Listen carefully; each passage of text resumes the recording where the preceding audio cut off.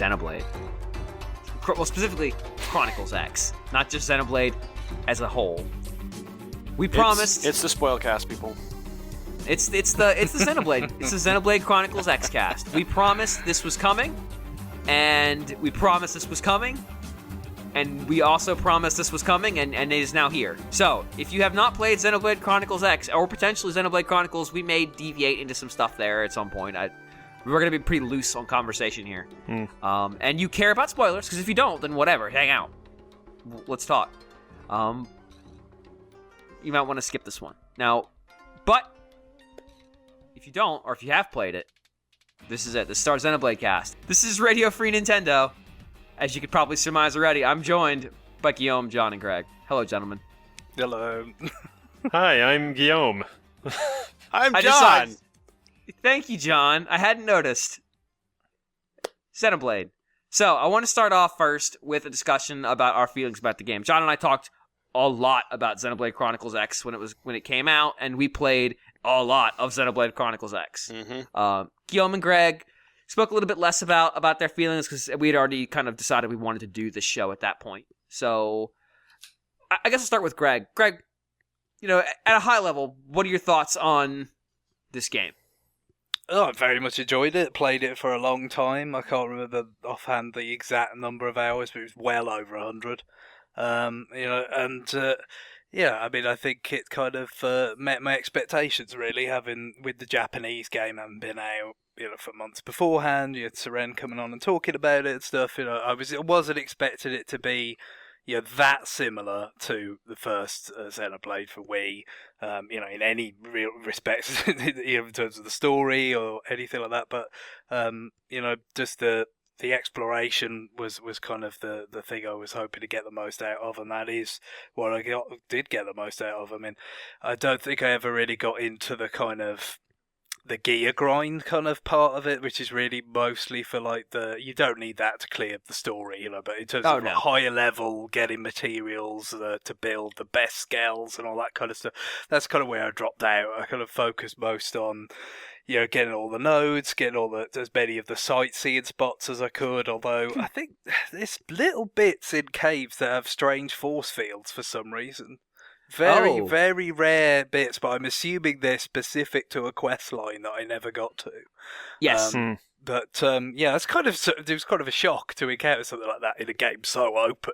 We talked about that a lot. If you want to go and swim all the way around, you can. And yet, just every now and then, I think about twice I could think of, I just came across a cave that had a little pink sort of force field. They are both tied to the same quest line.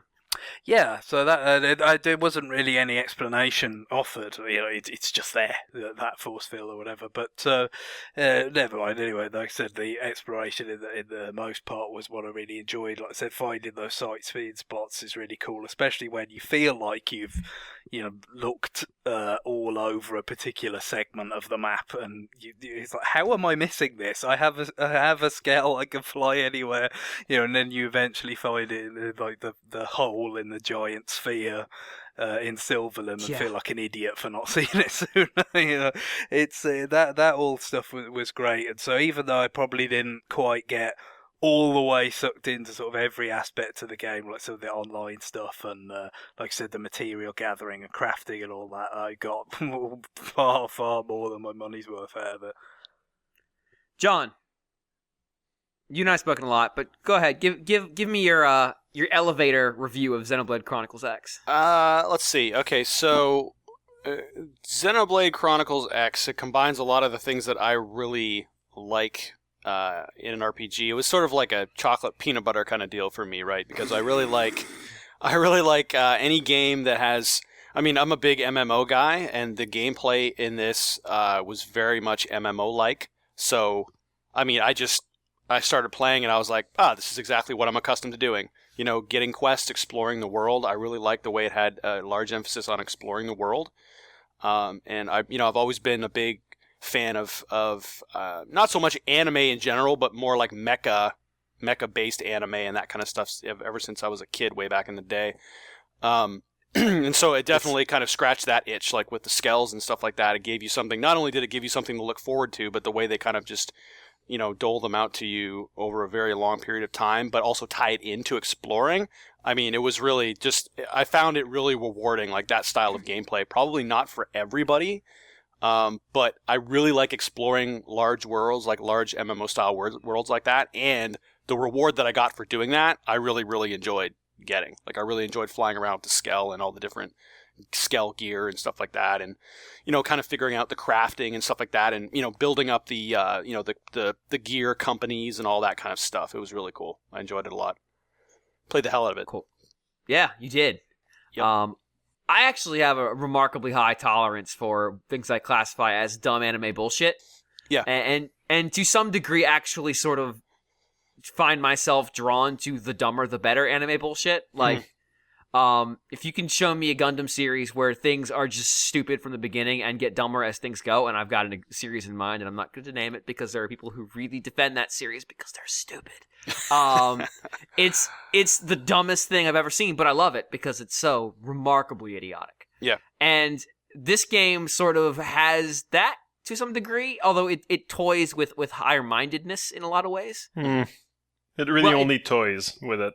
Like a cat would play with... I am choosing my words very carefully, Guillaume. Mm-hmm. But at a larger point, I just sort of liked the feeling... We're going to talk about the story a lot, and the story is relatively thin. I liked that there's this world that you're building out through quests and through these interactions with the people in the world. I thought some of the Deus Ex Machina, in some cases quite literally, was ridiculous and dumb, and maybe not in the good dumb. But what I did enjoy was this sort of, as you're exploring the world, there's sort of this persistent sense of dread. And it's not just you and the environment that you're fighting, because you are constantly dealing with things that can eat you. But there's also the sort of the global level sense of dread where, the town right now is full of aliens that are dangerous, or things are under attack, or there's an enemy somewhere on this planet that we basically, every time we encounter them, are just barely staving them off. Yeah, I mean, there's a big countdown. Exactly, the Doomsday counter. Literally, Majora's masking the whole damn thing. We will die in this long. Yes, like there's this sense of just like, hey, shit is very, very much real right now, and you very much need to deal with it. But at the same time, I did a quest line where I delivered pizza. Yeah. Yeah. It's like, well, okay. To a guy that says, who starts screaming things like, deploy that pizza. Mm-hmm. We're going to talk more about him a little bit later, I suspect. But, like, I as exploration mechanics, I loved all that stuff, but I just liked that kind of world. Mm-hmm. Guillaume, Yes. you've really played your cards close to the... I mean, not really, but you sort of said we're going to hold it for this. I'm giving you... Right. You are free to just go. Right, well, I think that a lot of what I'm going to mention in passing, we're going to delve into a little bit more deeply. But I've already said on the podcast that a lot of things disappointed me about Xenoblade Chronicles X. I was hoping that the game would have more streamlined menus, or would be more user-friendly in its various menus and stuff than Xenoblade Chronicles was. And turns out that, no, it really isn't. Like, they did take steps with the user interface that make some things a little bit better, but there's 1,000 other ways where they made the game just as bad or even worse, like the affinity quests. Affinity back in Xenoblade Chronicles was just a matter of fighting a lot with the same people. And maybe like you could get into like little mini games like giving them gifts or whatever, completely optional. But building affinity was, this a very simple affair. Here, not only do you have to fight with them a lot, but you have to do these affinity quests. You have to have a certain affinity level with them before you can start these affinity quests. You have to find them on the map before you can even start anything, And sometimes they won't appear until a certain time of day. Or yeah, they'll so move. that's really annoying. Yep. And like you've got this item, the follow ball, which could have solved everything, right? Like usually it will point you towards your next objective if you've started a mission. They could easily have had it just show you the way to the next person that you want to talk to. You select someone in a list and it just guides you to them, and everything would have been so much simple. Or just show them on the map. Yeah, it's not that hard. But yeah, so the game was kind of, I don't know, there's a lot of things that were made wastes of time that could have been made much simpler, and a lot of times I just didn't want to deal with them. So I didn't do a whole lot of the Affinity missions. And yeah, like there's, just like everyone else, I liked the exploration, quote unquote, because the world is really cool looking. The world that they built, Mira is really cool. It's a nice, it's some areas are more imaginative than others, but still, like, as a whole, like, I've never really seen anything like that in a video game, so I really enjoyed just scouring it. But at the same time, did I need to play the game for 100 hours before, to do that? Probably not. There was a lot of that was kind of, padding or grinding or things like that. So, yeah. And there's more reasons that I did not enjoy it fully that we're going to get into pretty soon. Like the way that, it kind of tried to toy with some heady themes, except that it didn't really. It would touch on them and then get bored and move on to something else. So we actually have an email from Isaac, kind of speaks to this. He starts out that Guillaume has asserted that Xenoblade Chronicles X is a slog to play through. Mm-hmm. And personally, I agree. I'm speaking as Isaac, not as myself. The game for me was a disaster. I'd been following the game rapidly for 3 years, ever since the first announcement trailer was shown at a Nintendo Direct in 2013. And that trailer was for me personally, robots. There were mechs. I was like, all right, I'm in. But anyway, however, when I received the game, everything was about as bad as it could be. Everything I loved from the first game was gone. The deep, philosophical, and reaching story was replaced with a direct-to-DVD anime plot, which never seemed more planned out than a rough draft on the back of a napkin. The music? Well, it was better suited to Akihabara, in my opinion, than on an alien world. I hate to be so negative, but I was really expecting something different. The first Xenoblade was something special, and it was my favorite game of all time. To have it change so dramatically was really unfortunate. I ended up selling it after 12 hours. Don't get me wrong, the gameplay and world were amazing. Some of the best, if not the best, that I've ever seen in a JRPG. Mira is an amazing place to explore and conquer, and the battles were fluid masterpieces. However, as a story-focused gamer, I found the lack of a good story a deal breaker. Yeah, you're not going to find a great story here, I don't think. So I think what you find more is the story of a world. You don't find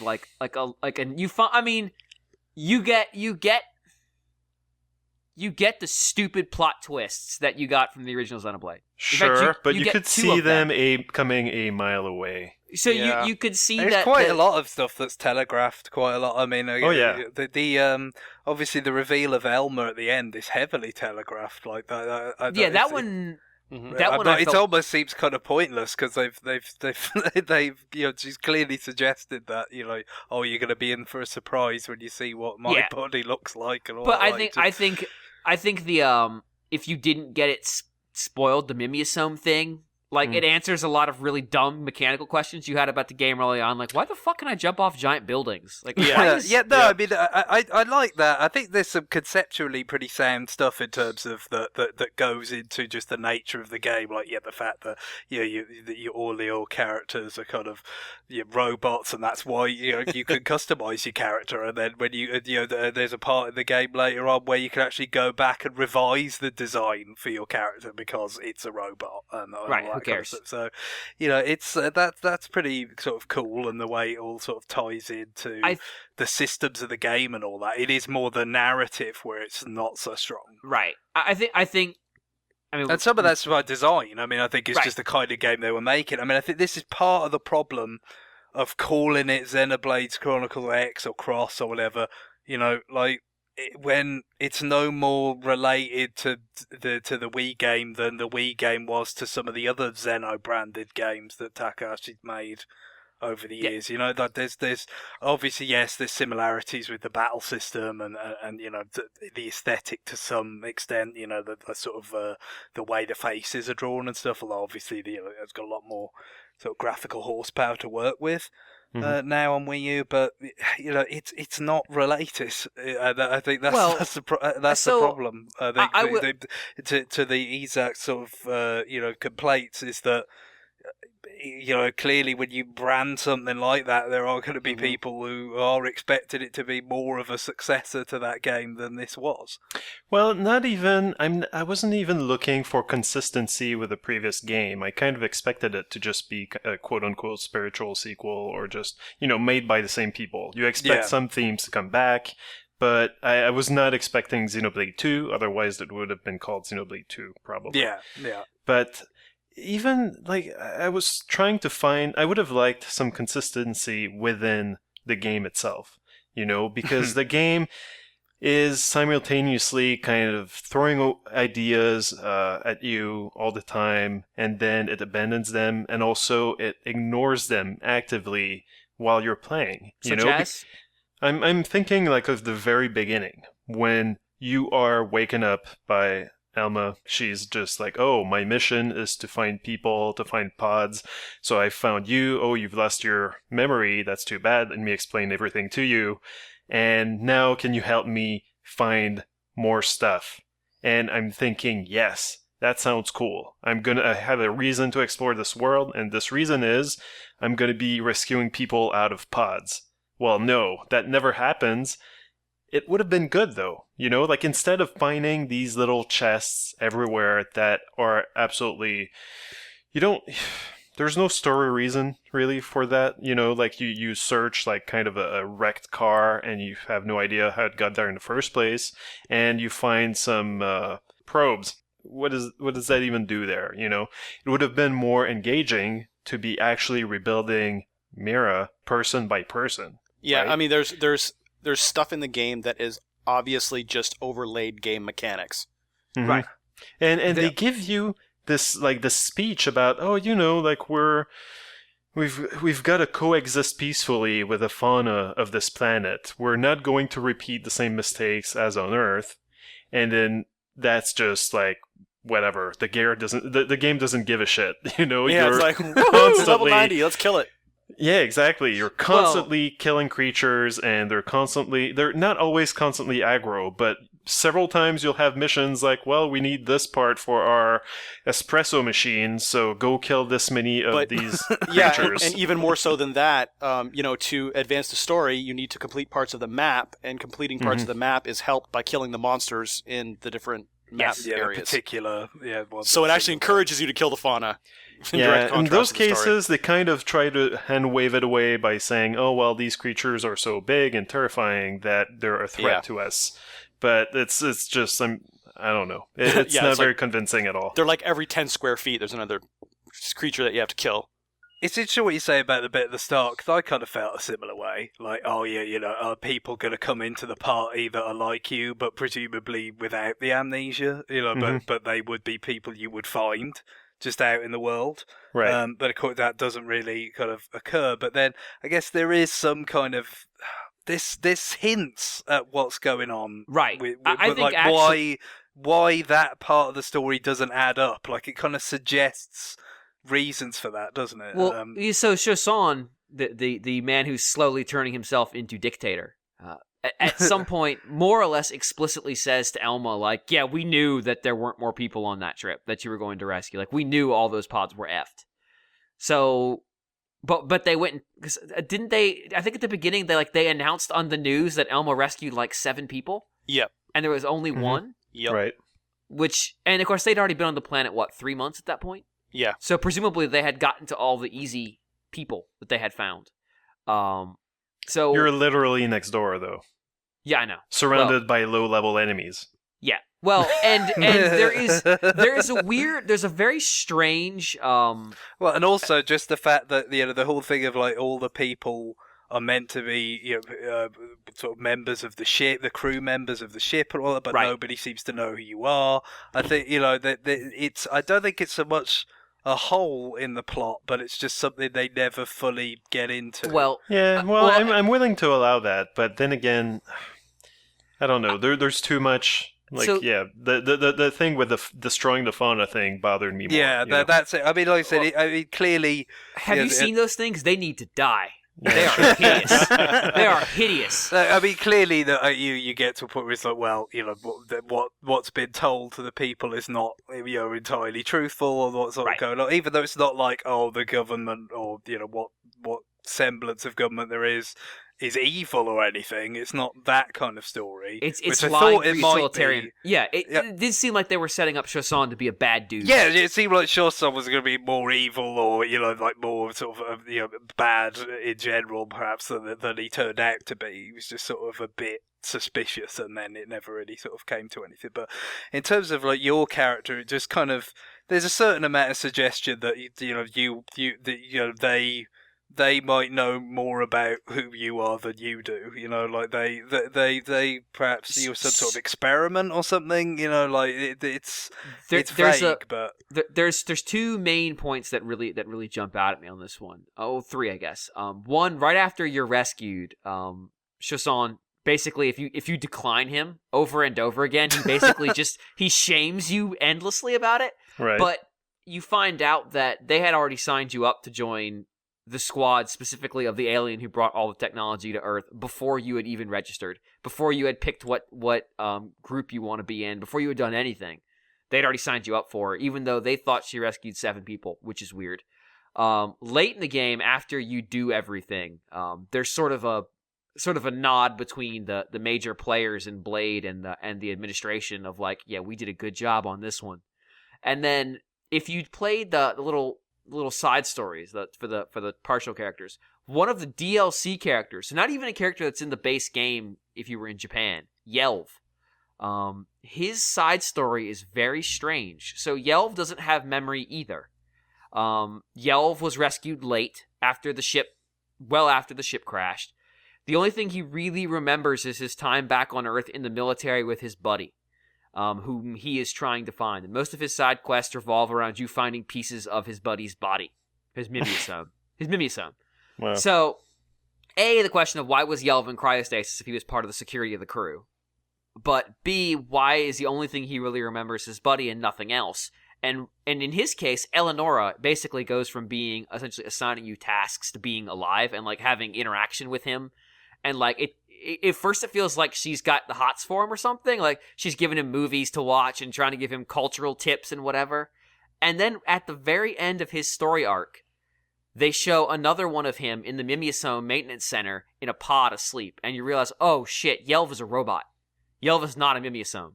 Yelv is a fake person created explicitly to do security with fake memories. And which is weird because Eleonora seems very insistent on you and Yelv working together.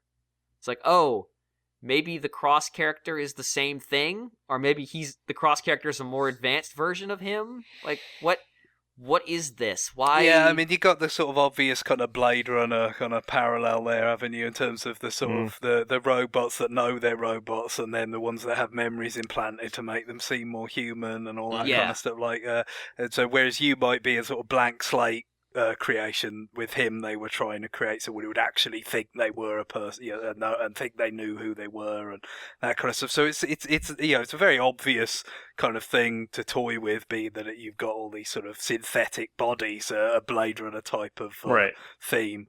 But it again, it sort of toys with it. Going back to that, it does. I mean, there are loads of side characters, as James said. This is something that was additional in Japan.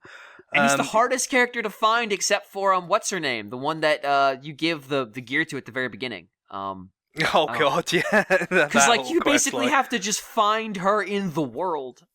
Oh, Mia. Yeah, she's the hardest. Yeah, like almost impossible unless you have a guide.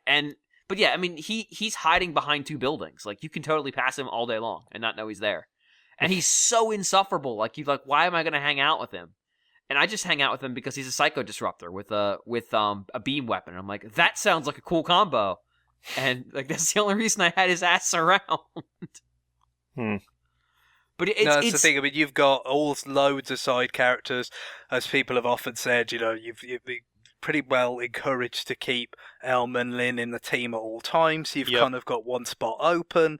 A lot of people, even with the Western release, are not necessarily going to come across this stuff, but it's probably like some of the most important for, maybe they were never going to find more people like you out there because you're some sort of weird experiment that they're running. Right, like the darkest way of reading that is the reason they haven't been finding more people for a while, and then they suddenly found you right next to the ship is you were fucking put there. Yeah, you're a plan, you're an experiment, and I guess the whole sort of conceit is the idea that these were real, living, breathing people on Earth, but then their consciousness being carried around inside robotic bodies, and they experimented by saying, well, what happens if we just have a robotic body and kind of let it go? Like, how much of a person is that? Well, and like that kind of thing. Jumping to the end. And we're talking about the themes it toys with, the idea of what makes you a person. So the lies inside of lies. Like, I don't think they ever lied to Cross and didn't tell that character that, oh, by the way, you're a robot. You're not a robot. Don't worry about it. Like, they just never. It never occurred to them to mention it for some reason. Because that's the way it sort of explains. Like, well, your arm gets chopped off, and that's the reveal. Is that it's a robotic arm, and then. They're like, oh yeah, we didn't. We're all robots here. We didn't realize that you'd be shocked by that kind of thing. Because like we're all robots. But again, the idea that if Cross knows nothing, essentially it's just an AI with no memory, then it would be surprising. But the idea that it rolls, what they told all the people was, oh, your bodies are in cryostasis on the Ark. Don't worry about it. It's the life hold. It's fine. Don't worry about it. And then when you get there, of course, the finalist reveal, or the second finalist reveal, is that they're not. The bodies died on Earth. We just put a bunch of protoplasm in a jar with DNA synthesizers and said, all right, well, we'll rebuild. Yeah, it's based on the idea that they've preserved the memories, and now they're in robotic bodies, but then they're just going to kind of rebuild their genetic bodies with this sort of storage of information and then transfer them to those instead eventually, so I guess they could procreate and go on that way. Right. The answer they give to that being, well, we did that because imagine how many cryosleep bodies you could fit in. Now imagine how many bodies of just DNA data you can keep. It's like, okay, well, that makes sense, but why did you lie to everybody? Well, they wouldn't agree to it otherwise. Well, yeah, of course they wouldn't agree to it. Yeah, that's it's the whole kind of thing of like, well, is it really you? Or is it just kind of a clone with software running on it or whatever? That whole thing. Again, it's that whole theme about what does it mean to be human and all that. And I mean, there's I guess for me, the one sort of thing that came across with the narrative themes is that if you cast your mind back to Monolith's undisputed action adventure opus Disaster Day Crisis, you mean storytelling marvel? That had that came out in 2008, I think, but in the end, like that, it got delayed a lot. But it had all these references to like late 90s action movies. It was kind of like 10 years behind, but with this, it feels like it's sort of about 10 years previous TV that it's really short. There's a lot of, to me, the Battlestar Galactica kind of reboot and Lost about this. If you sort of mash them together, because I mean, the primary struggle ends up being the people that are trying to exterminate the humans are sort of synthetic life forms that were created by the distant ancestors of humans and all that. I mean, that's very Battlestar reboot, although none of the Cylons had that weird sort of toad throat thing going on. No, but like that Luxor does. But just the weirdness of the planet Mira, this miracle planet, as definite sort of tie-ins with the island in Lost. The fact and again, that stuff there's stuff there that they never explain in terms of there's a sort of mystery about, well, how can we all talk to each other? We shouldn't be able to talk to each other, but we can. And then the ultimate reveal is way bigger than that, isn't it? It's just like, well, the mechanism we thought was keeping it alive has been destroyed all the time, so what the hell's going on? And then you're presumably never going to find out because. But is it just me, or are they really quick to blame the planet for anything mysterious that's happening? Because at some point, like they're stuck on a different planet, Guillaume. Yeah, I know. They sure are. Actually. Whole different planet. Yeah. But at some point, like, there's not foreshadowing. They flat out say, like, hey, how come we can even use these mimeosomes? Because if our bodies are, miles away in the spot, there should be lag input. Right. Yeah, and how do we understand each other if we're all different species? Right. And, But the lag input thing, then someone says, like, oh, it's probably the planet, and then turns out that they were they were wrong. Like, it was not that. Yeah, it was more drastic than that. Right, it was more drastic. So, but, like, why would you even say that? Well, it's probably the planet. Why couldn't it be, probably our bodies are closer than we think? Or and Elma throws that out very quickly after as a response. Like, well, it probably just means they're close. And they weren't close at all. They were, like, really far away. Yeah, unsurprisingly. Otherwise, you could... They would have found them. Yeah, you would have found it. What's interesting to me about that whole exchange is the quickness with which she threw it out. Like, she's trying to change the subject. Like, let's not have this conversation right now. This is not something I want to talk about. But it does make me wonder, even going back further, about what's going on here. So we're introduced to the game by Lynn basically monologuing about this war that we find out later. The reason that Earth was prepared for it at all, insofar as you could say they were prepared, is that Elma showed up and it's like, dude, things are going to get real bad here real soon. You need to go. Which, of course, raises the question of how did she know so far ahead of time that things were going to get nasty? But we see Luxar and co. The Ganglion, and we see this other, almost look like energy creatures that they're fighting. Like, their ships are very different, these purple neon things. And they both are responsible for destroying Earth. It's not a one-way deal.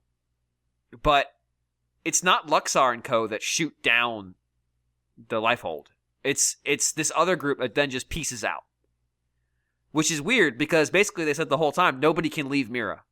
Like, we just can't get off this stupid planet. Yeah, and there's a whole thing about, like, with the whole Back to the Future Professor Bede storyline. Those quests about there's this space-time anomaly around the planet, and, all this kind of stuff. I was kind of wondering whether they were going to go full paradox on it, like, the humans that are there eventually sort of go on to become the people that created the Ganglion or something like that. That would be a very Xenoblade Chronicles ending. Yeah, right. Something like that just seemed like it might have been on the cards.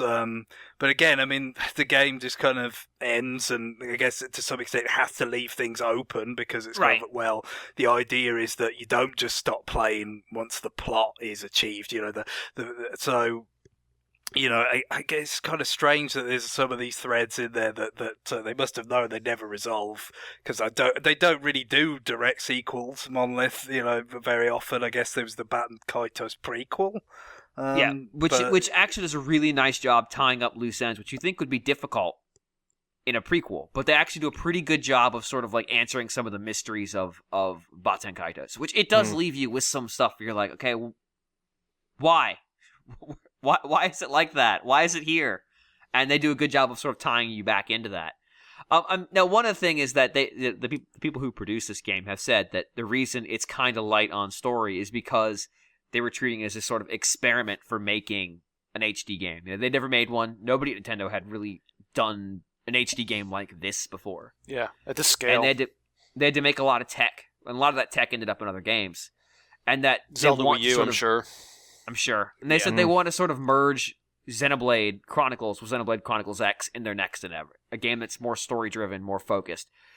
People have misinterpreted that and saying he wants to make a Xenoblade Chronicles X sequel with a more story-driven plot. I'm not sure how you could, though, because they've sort of... How you've wound all your mysteries together. The only thing that I really want an answer to at that point is, who were the aliens that downed you on Mira? Mm-hmm. And why did they pick Mira? How did they know that planet was that jacked up?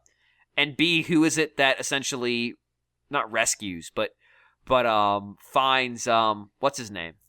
Lau at the very end, the guy in the cloak. Who is that? Because that is a person that is not been, like, who is just showing up out of nowhere at this point and knows that Lau's going to wash up on that beach. Especially when everybody thought Lau's body was destroyed. And also, don't they sort of imply that Lau's body is real, not Mimiusome at that point? Right. So... And also, I mean, when he opens his eyes, he's still got the the weird looking iris though. Oh, maybe so, yeah. Because again, that's that. To be fair, like when we talk about them kind of telegraphing stuff, they do show you the weird looking iris before you're ever told you're a robot. Right.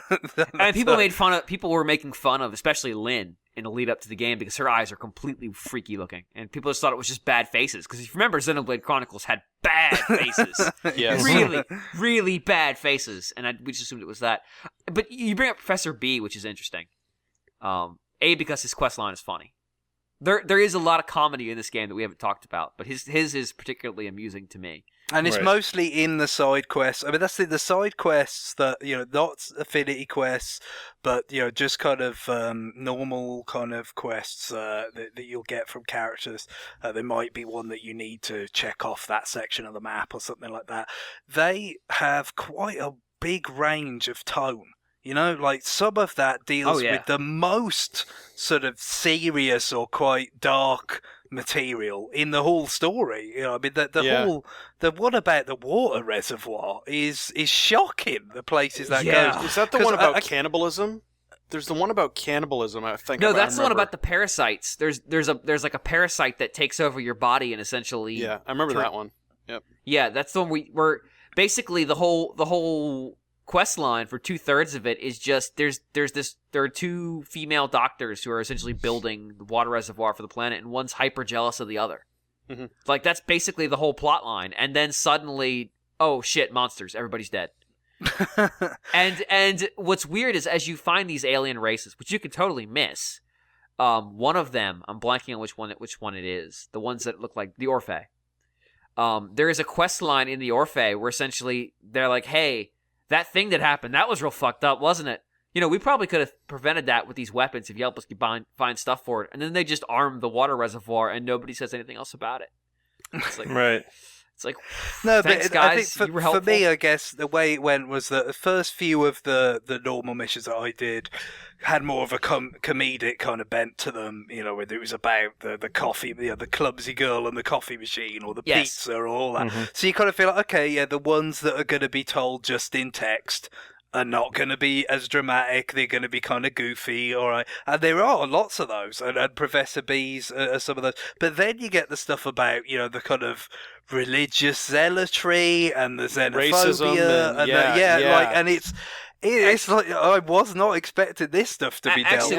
Actually, about that specifically, Paul wrote us, as I've been drawing on my experiences from Xenoblade Chronicles X, I wondered what you guys thought about the portrayals of racial politics. Many of the game's side quests have a lot on their mind regarding one race's attitude towards another in New LA.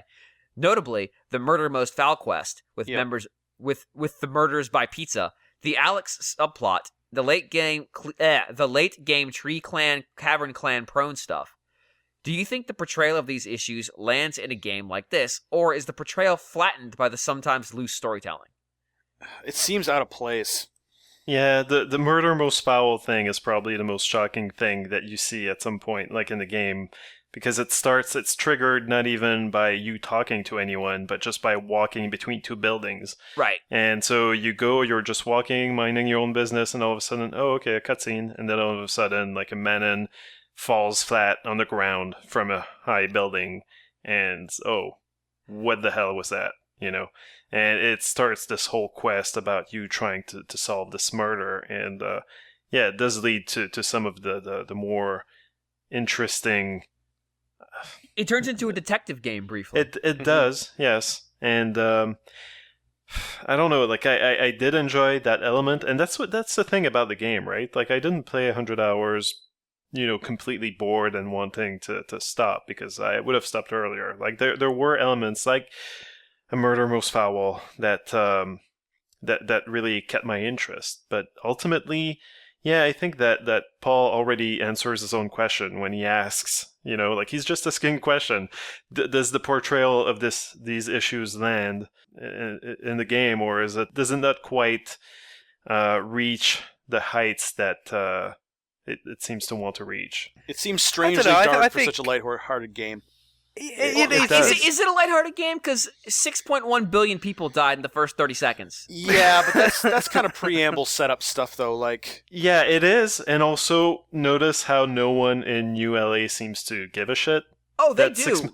They kind of do, but they're also drinking lattes. Yeah, and they seem pretty happy about it. Yep. The cultural stuff, like there's lots of very sort of frivolous cultural stuff that again they sort of try to weave into the kind of build the world up through the text-based kind of normal missions like trading cards and all sorts of silly things. I mean, they have currency, but there's nothing. They don't have any trade partners.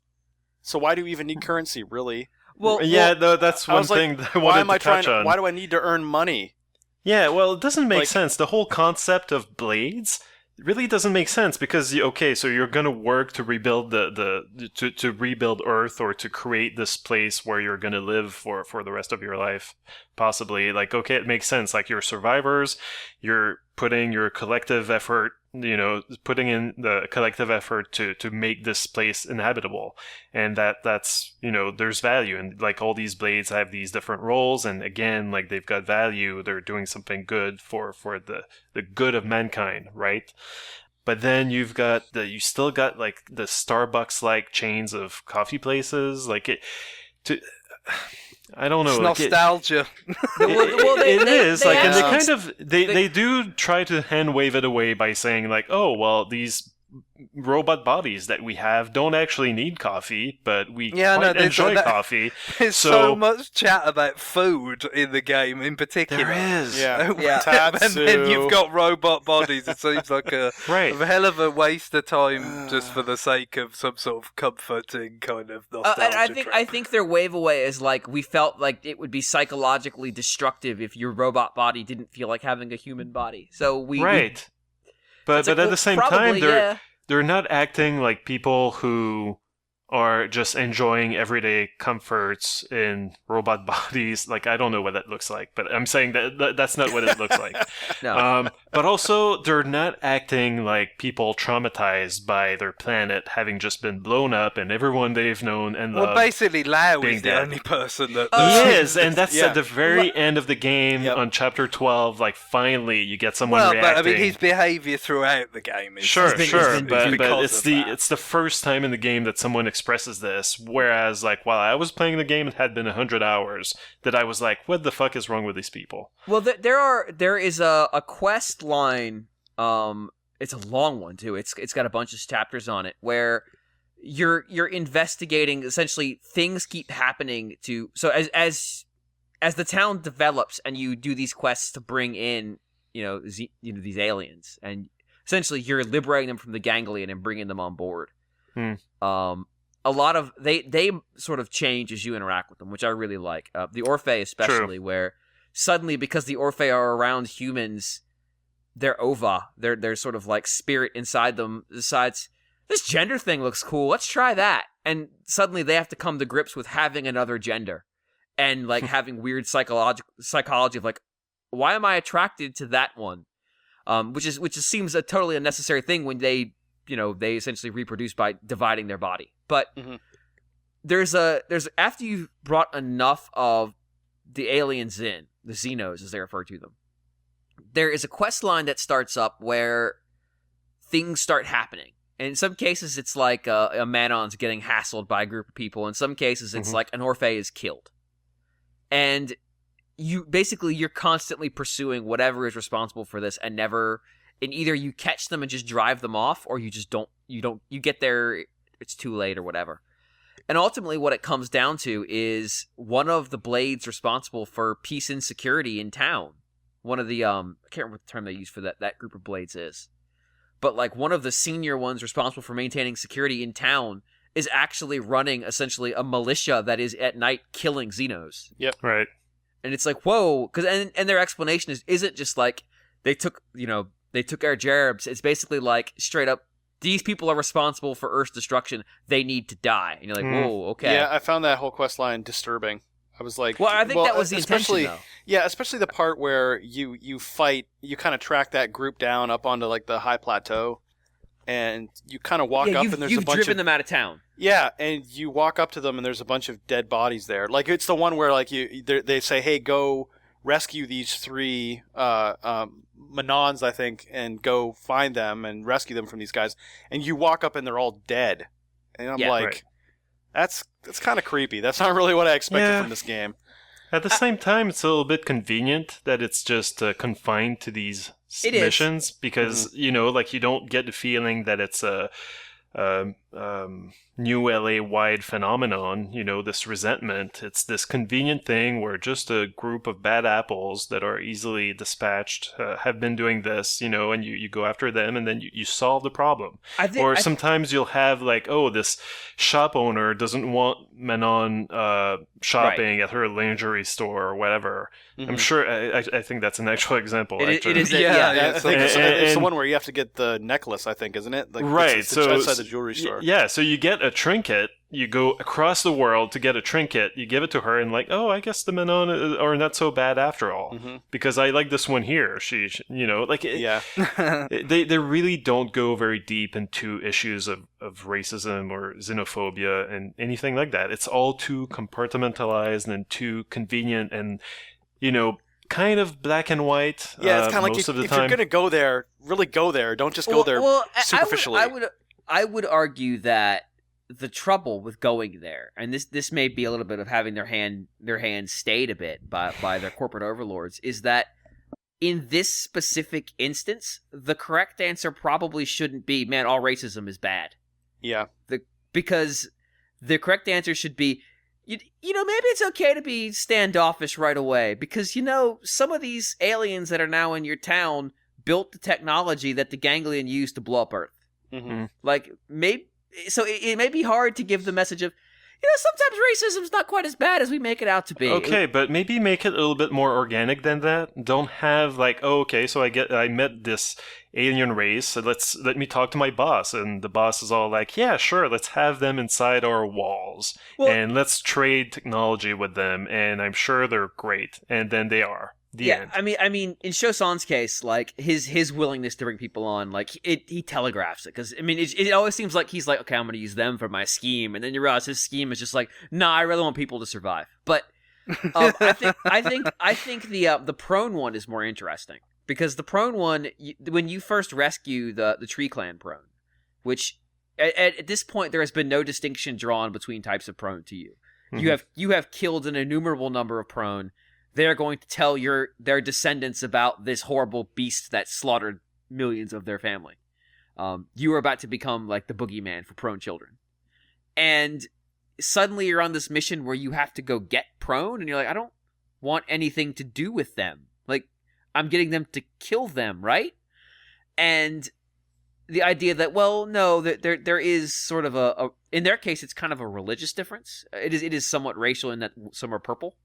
But generally speaking, it seems to be more when they talk about their belief system, like what they believe to be sacred.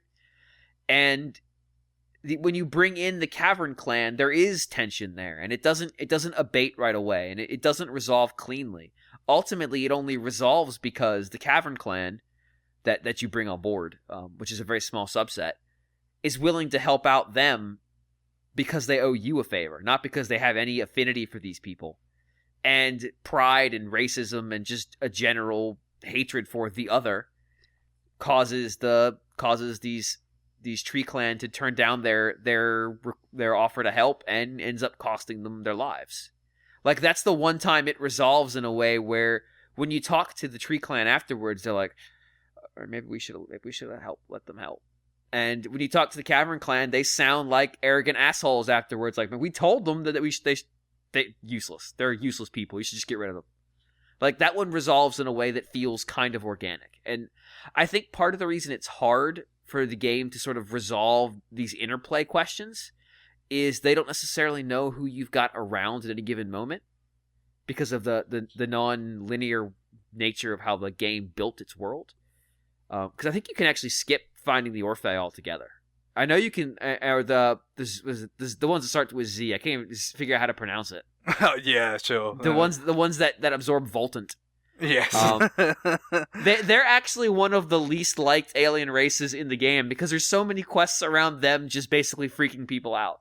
Yeah. which I enjoy it quite a lot. But I mean, I think there's a limit. I think what James brings up is important in terms of there's a limitation to what they probably were willing to do with the story in terms of, well, it's not that story driven. You haven't necessarily got certain characters in your party at a given point, like for all of these things. Obviously, the affinity quests are the ones that stipulate those.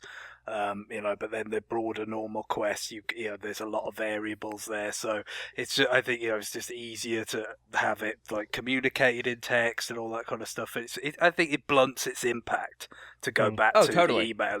That it does blunt its impact. However, I'm glad that they did explore some of these themes, however sort of limited extent that they could. Yeah, it's limited, but I'm glad they did because it just at least does a few interesting things with these side quests that I just wasn't really expecting. Like I said, it goes they obviously in terms of gameplay, a lot of the time they're going to boil down to something fairly kind of standard. It might be go this place, fight these things, bring back these things, or whatever. Go from A to B and back to A and all that kind of stuff. But the fact that they managed to dress them up a bit with the limited kind of resources they had, I think made those parts of the game more appealing. It did add some value. I just think there's a pretty definite cap on how much they could add. And I mean, you could argue maybe it's the kind of material that deserves merits a more full exploration. But I think they did a somewhat enjoyable job with what they had. You do spend a surprising amount of time fighting humans, and usually it does come back to questions of xenophobia. Well, also it often comes back to questions to come back to the point that John was making, capitalism and money. Yeah, because lots of that. There's so many times when you're on a quest and then you get ambushed because some asshole blades are in it for the reward and they're waiting for you to complete the quest for them, and then they're going to kill you, as if killing you was going to be possible in this game where you're the star. Well, it's possible to you till they think your body wakes up, but by then, who cares?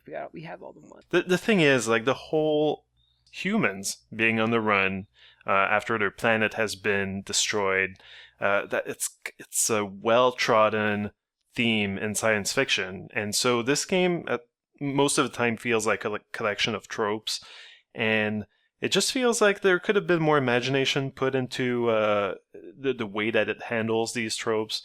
And I'm just reminded, like, when I see like how it doesn't make sense that you'd reward these blades with money in this planet where there's 50,000 souls.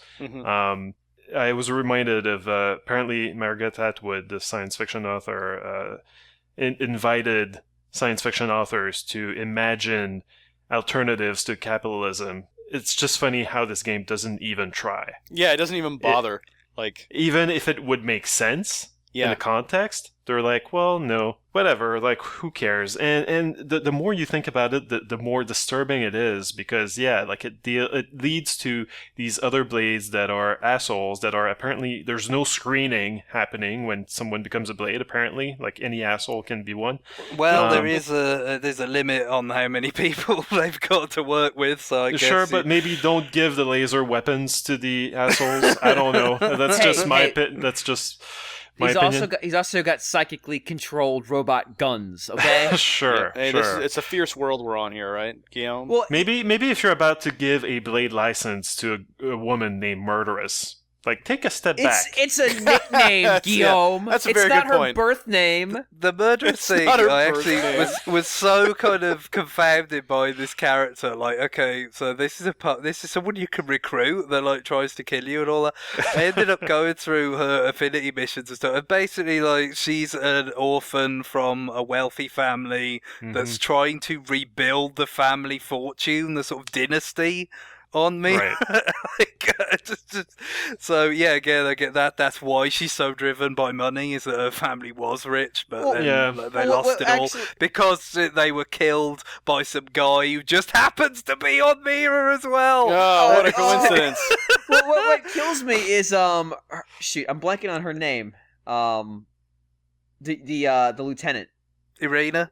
Yeah, is when you first meet Murderess, it's with Irina. Yeah. Who Irina has anger control problems, like just constant, never-ending anger control issues. to the point where there was a time I thought, she's going to be the bad guy, isn't she? And Murderous tries to kill you both, hits on you, then offers you a job, and walks off. And you take it. And my first thought is, Irina at every point from now would have killed that bitch. Like, would have just got up there and just ripped her head from her shoulders, slammed it against a rock, and then possibly eaten part of it, just to make a point. And then so after that quest, immediately I was hanging out with Gwyn, who is got puppy dog eyes for Irina. Hopeless. Which, Yep. Have you met her, bro? She's a terrible person. Nuts. She's kind of a crazy person. Yep. You should not do this. But like it's weird. Like I did the affinity quests for all the non DLC characters except for I guess I did it for all of them. But I found the DLC ones in a weird way more enjoyable. Like Bose or Boses, how you pronounce it? Yeah, I did all of his, I think. Just stupidity. He's just endless, like a monk, like kind of like, he's a martial monk arts. who's super obsessed with Japan. Yeah. But he's not Japanese. Yeah. He's just super obsessed with Japan. He was one of the guys that I had him in my party when I beat the game. I kind of rolled with him to the end. He's ridiculous. But like, yeah, he is absurd. He's also the one that's pretty racist too, right? I can't remember. Oh, yeah, he is. At least at first, I haven't... Well, yeah, when you first meet him, he's like, just leave this guy. Just leave... I think leave this man on to die. Yeah, the Manon's there, and he's like, just let that Manon die. Right. And he's like, fine, we can save him. If you say yes, leave it to die, does it let you do it, or does it just stop you?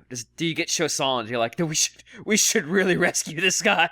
Well, there's a few times where selecting something in a quest will lead to drastically different results. Like, there's one where at the very beginning, you can spare these baby pigs or whatever. Whatever they are, and if you do, and it's presented to you as the good option because they haven't done anything and they're not a threat. Well, much later they'll have killed someone, and you'll be blamed. Yeah, it's the same thing too with fixing the helicopter blade as well. You can choose red or blue, and one of them kills one of the people and one of them doesn't. Yeah, on the way back. And when you get there, like everybody's like, "Hey, we know you made the choice, but you did a good job." Yep. Yeah. It's like, but you don't get as much money though. That's the thing. And so I went back and I made it so that they were saved. Oh, there you go. I killed him first. John. I think I chose red. I think red is the one that kills him. I think red is the bad choice. Yep. Okay, so I withdraw what I said. Capitalism did save a life in that case. Capitalism saved a life. Touche. I like that their response is, well, we should bring arms manufacturers because that's the first thing we need. And then you realize, oh, they were right. They really did need to bring the arms manufacturers. It's like, good job. Well, also you need competition, don't you? That's the thing. The market needs to operate. He actually says that, though. That's the part. I'm disappointed with the lack of recognition of the miracle of modern capitalism here. It's true. Modern capitalism defeated Let's make the Mira gang. great again, Greg. Yeah, the one thing I will say is that as I said when we talked about this, some months ago, I really like the economy in the game though. So it's one of my favourite things about the game is the way that your exploration of the planet changes, your kind of participation in the economy. Of the biggest thing being the uranium. And how you can trade that for things, improving the arms dealers and all that kind of stuff. So it just, that however much sense it makes that they would have such a kind of perfect replication of the market economy with such a few number of people on this crazy other world, I think it served the game well, because that was one of my favourite things about it. Just the feeling that, me pushing out into the world, putting the nodes in, all that stuff, doing the thing that for me the game was the most about, finding the sightseeing spots and then bringing in more money and all that kind of stuff, but making the mining more efficient and chaining together the nodes because I'd found them from a wrecked car or whatever, like you said, but that was just from exploration, and that was the biggest thing for me is that, watching how much, you've got, rather than just getting money from battles, you get this revenue stream, that you're building, and as that goes, as you build that up, the kind of gear you're able to buy is so much better, and then you can push further out into the world, and then your revenue grows greater, and so it goes on this virtuous circle. I just thought that I've never seen the economy of a world so integrated into a world before. Yeah. In a video game. I mean, quite literally, into an RPG of this type. So that actually was really cool, whether or not it sits all that comfortably into the narrative. Yeah, that's not how I perceived it, though. To me, it just felt like way too many meters going up with time, kind of like in a free-to-play game, kind of just like a hook to keep you playing and watch waiting those meters for... go up. Yeah, exactly. And like so many systems, like you not only have to pay for weapons from the arms manufacturers, but you have to help them upgrade. And you've got two different, like you've got the what's it called, the resource, Miranium, that you have to keep getting and spending, otherwise it's going to be lost because you've got a finite amount to store it. Yeah, the storage cap is annoying as hell. Yeah, no, but that is a big deal. I mean, that is one of the biggest things about that I kind of grew to kind of attach a much greater priority on as I went on. It's like, okay, actually... getting these different probes and then chaining them together in the proper ways can vastly increase how much you're going to be able to store, and therefore how much you're going to be able to upgrade things more quickly and all that. And again, just achieving that kind of mastery over the system. Again, I mean, firstly, they should be probably more transparent, but for my part, I didn't even sort of, again, as I've said before, I tended to just sort of bumble my way through things. I almost didn't want to explain to me that explicit. I kind of liked finding things out for myself, even if it did lead to some inefficient gameplay and maybe some amount of hours being spent that probably shouldn't have been spent. But that's the kind of thing I'm a lot more tolerant of in an off TV environment than if I'm setting aside time to sit in front of the TV.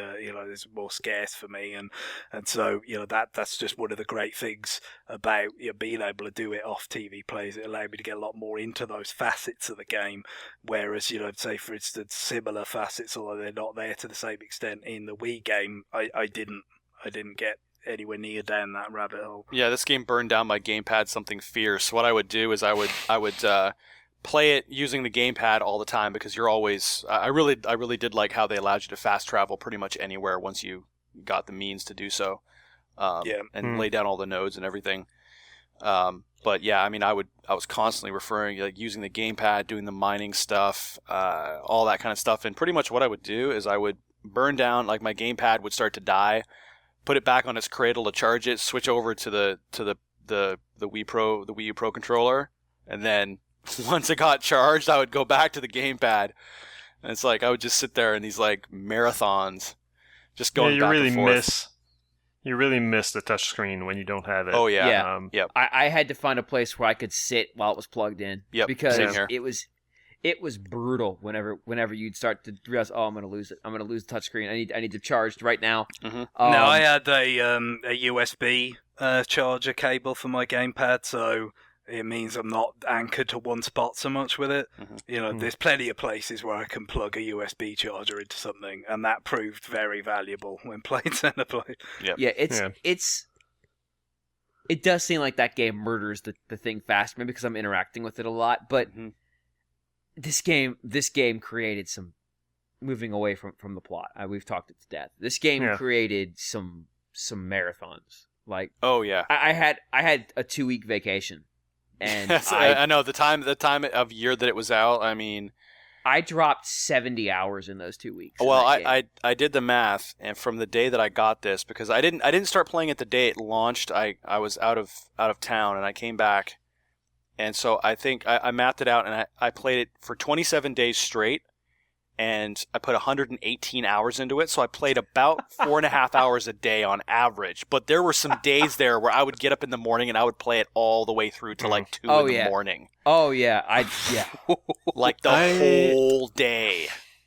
Yeah. It's that feedback loop. It's that same thing that you talk about with like Monster Hunter, because it does have some Monster Hunter-ness in it. Yeah, but also there's always something else to do. Like if you don't feel like getting involved in a quest line, just go and lay down some nodes, or just explore somewhere, or go see what's over there. There's always, like, you rarely, at least I didn't, you rarely get to the point where just the thought of doing something becomes a chore. It's like, I'll just do something that's not a chore, but offers me a little reward. Much like a free-to-play game, like we referred to earlier. That kind of... Or an MMO. Yeah, that kind of quick hit sort of like, I'll log in, do something quickly and log off kind of deal. I got really mad at myself when you find the life hold. And let me explain. So you can't map the whole world before the end of the game. There's some story locks that prevent you from getting to a couple of the probes. But I had mapped pretty much everything that I could get to. And I had done really stupid, risky things, like jumped out of my skell to try to land on a probe that was covered in nasty enemies. I actually have a question. How do you get the level 5 engineering? Level 5 engineering? Well, all the level 5s of those cryptic quests. I wish they'd been a bit more upfront about it, because I would have got the level 5 sooner. Yeah, because I never opened any of them. Kind of things where they tell you, like, okay... They're riddles. Yeah, these little cryptic messages about, okay, so, you know, if you got like something that'll give away the location of something, so it's telling you to get two of this from this area, but not in so many words. It's in the land of white, find a thing that glows, you know. Yeah, so Silverlum, and, you know, you got to find this thing, and then you do all that quest line, and then you'll get access to level 5, you know, bio or mechanical or archaeological, you know, and that of course is needed to do all the probes. Yep. Right. Basically, you find a dude in town who created this system, and he's like, I've got level 5, so I'm only gonna get the people who really deserve it. Yeah, correct. Right. But unfortunately, the game does that thing where one of the 3 clues usually for any given level 5 skill is going to be find this many of this thing, and most of the time they're going to be rare. So you're going to be like rare drops. So you don't know. Like, if you knew what it was, you might be able to use the reward tickets to go and buy it. Yep. I'm really talking about, because even if you look it up and you buy you get those with the tickets. I'm talking about like the kind of crystal things that you find in the overworld. Ones that are just freestanding in the world map. And those you can't cheat your get them by cheating. So it's just like you have to keep respawning in a certain spot and move over to the crystals and get them and hope that you're going to get what you need. There's one on top of the mountain in Silverlum. And I just respawned to that spot 25 times in the scale and just blasted around it, and then isn't that fun? Yeah. No, it's terrible. But I think that whole thing, I think that was a mistake in terms of locking, because I having. But it was a mistake in Xenoblade Chronicles. Well, you can make the same mistake twice. I think, but well, certainly, yeah. But I mean, more specifically, just the fact that for me, like, you know, that was kind of the core metric of progress in the game, is those probes, and then you've got a certain amount of them are locked behind these cryptic quests. That I mean, look, everything, you know, is locked behind different things in various ways, but that felt a bit too kind of And what I'm saying, like, I mean, it's all artificial, but that felt, you know, that one was but Xenoblade Chronicles had the same problem, where if you were trying to rebuild Colony 6, there was a specific point where you wouldn't be able to upgrade a certain thing more unless you got these drops, and they were extremely rare, and that's where I stopped. You know? I never even got going on the Colony 6 stuff, like, because the way I played that game was totally different because of the lack of off-TV play. Right. So I just, I'm a little bit frustrated at the fact that, you know, this Monolith didn't really even try to fix these problems. They kind of doubled down on it to some extent. Yeah, they did. Yeah, there's a lot of stuff where I'm just like, I'm not even messing with this. I'm going to an FAQ. I'm just not even going to bother. And like, for the level, including stuff like the sightseeing stuff, where, like, you have no idea where, like, there's nothing to indicate where that stuff is on the map. Well, yeah, like, I mean, a lot of times I just stumble into them. Yep. No, I like stumbling. I like stumbling into them, and I like searching for them on occasion. You know, well, it's here somewhere. There's only so many places it could be. There's a really cool one in Silverlum that it's just a rift, and I fell into it. I got in a fight and just fell in. And you just fall for a long ass time. And then at the bottom, like, you found a sightseeing. I'm like, this isn't sightseeing, this is death. Yeah. And then there's a big nasty monster, and I'm like, oh, go, get out. Everybody... No, some of the hardest to find sightseeing spots have a nightmare creature in them. Run! There's a reason why no one's discovered this before. They might have done, but they wouldn't have lived to tell about it. Oh, it was bad. Yeah. But, like, yeah, I agree. The level 5 quests are awful, and I ended up looking up all of them at some point. Like, I just couldn't deal with them, and they weren't fun. But the, where I was going before we got way off target was I was mad about the life hold and not mad about the game. I think dropping it in the ocean was a smart decision because it sort of explains why we didn't find it. I was mad because at that point I realized I did not do a good job exploring this world. Because I bet the life hold was... Do you think the life hold was there? Well, I'm not gonna restart a save to find out. But I don't think so because, well, I will say that that there is a piece of the life hold that is hanging out the entire game that it seems to be completely on its own, and then it's a quest. Yeah. I'm curious if the whole life hold is ever there. I doubt it just because I don't think you could get to it. You wouldn't be able to get to it. I think it would turn your back. I said there are, for as open as it is, there are little force fields. Oh, you think it would invisible wall you? I think it would. So I think, if it's going to do that for like some fairly minor quest lines in caves, I would assume it could do that. Yeah, because I did actually go out there. I didn't go all the way out there, but there's an island out there with like a level 92 monster, and it's one of those things you can see it from the shoreline. And I was just like, wait a minute. That's one of the things I really liked was the fact that like you'll see something out on the water and you're like, is that something? And you just keep going. I was mad. I felt like I didn't explore the world well enough. Yeah, but that's the thing. I went out there. That's pretty far out there. I would think that I probably would have seen the life hold if it. I don't know. Maybe I wasn't. Were you far in the right enough. area? Yeah, I was in the right area, but I wasn't. Okay. I wasn't far north enough for it. But the life hold's pretty big. Yeah, you see when. To me, that is the coolest moment of the game. Yeah. When it basically says, go to the life hold, and you are flying to it, because you can't warp there. Yep.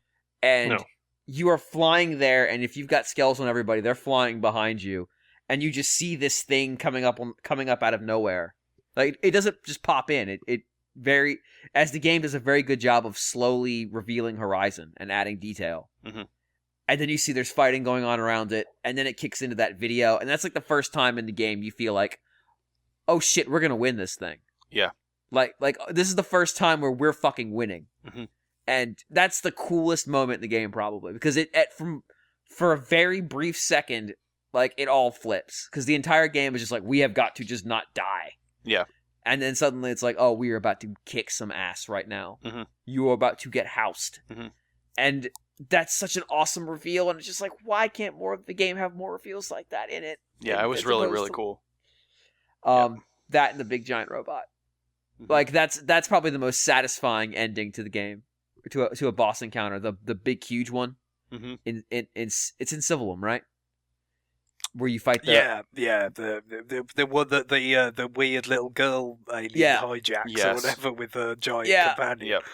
Like, that's such a cool feeling. Like, when that thing goes down and when you come back later and there's just wreckage everywhere. Yeah, and it's you're a feature of the environment. Like, that's what case of the world actually changes, due to something in the story. I wrecked this thing. It's like, yeah, I did this. Elmo, you didn't do this. I did this. Like, there is a certain sense of just satisfaction with a lot of the game's missions that I really enjoy. Yep. We do have a question that kind of ties to that, though. We haven't really talked about the different groups you can have, and I've seen it explain what the difference is. It's kind of But Jason wrote, hey guys, rather than gush over these games, I'll leave you and ask a few questions. 1. In a sequel, would you like division-specific missions? In this game, you do kind of get a taste for every type of blade. But past that, which division you choose is largely irrelevant. I think that's not the case at all. It's not the case insofar as the rewards you get from the online mode. But it is with respect to, like, the quests you can do. True. But no, you can do any quest as anyone. Right, that's what he's saying. Right. Yeah, he said he chose a mediator. A lot of missions took place in the city. Solving crimes to the game would or rather, he's suggesting like if you picked a mediator, would you get to continue to play that that like version of Deadly Premonition in space that this game is when you're inside town? Like get I gotta go deeper. I think that mediator Pikachu, is that what we're talking about? Oh yeah, I think that would Voiced be cool by Danny for DeVito, finally. if you wanted to make the game replayable. Like, be what division you choose makes impact on the kind of quest you can pick up. Yeah. Because the mediator missions were just never-ending nonsense. Yep. I mean, including, we talked about it, the pizza guy who deployed that pizza is putting bombs in his pizza. Like, and what do they call it? The extra spice pizza or something like that? Some idiotic thing like that. Like, he's a murderer because Manon ordered too much pizza. That is his reason to kill. Oh yeah, you've just reminded me of the whole politics side quest now. Oh god, trying to rig an election or whatever because the Manon have just gone off the deep end and are gonna make everything about pizza. Right, they're gonna replace all currency with pizza, and the Orphan are like, "Hey, this is probably a really bad idea. You should probably do something about this." And you as a police officer essentially rig an election with poison, like you straight up involve putting drugs in a candidate's food. Essentially, it's fucking insane. But then you have the quests, the quests that are tied more to collectors, and but whatever the team that Yelv's in, the Reclaimers. That's it. Like the Reclaimer quests usually get really dark. Like it's usually like, hey, there's a piece of the life hold here. Oh, also there's bad things happened. This is like, oh, yeah, okay, the Reclaimers aren't Reclaimers. You think, oh, they just got to find shit. No, things are bad out that way. I would like to see more division-specific stuff, but I mean, they do kind of hand-wave and say, like, well, the division you're in doesn't really matter that much. Because you're still on Squad Elmo regardless. Which, you get the feeling that she operates beyond divisions. Which, again, in the end makes sense from a plot standpoint. It would be cool, I think, to have the division you're in make quest differences, but you can also have a more substantively different experience based on that. Maybe Animal Crossing set in Mirror where you could take different jobs. Done. Oh no, Tomodachi Life. The 2 million seller Tomodachi Life. Tomodachi Mira.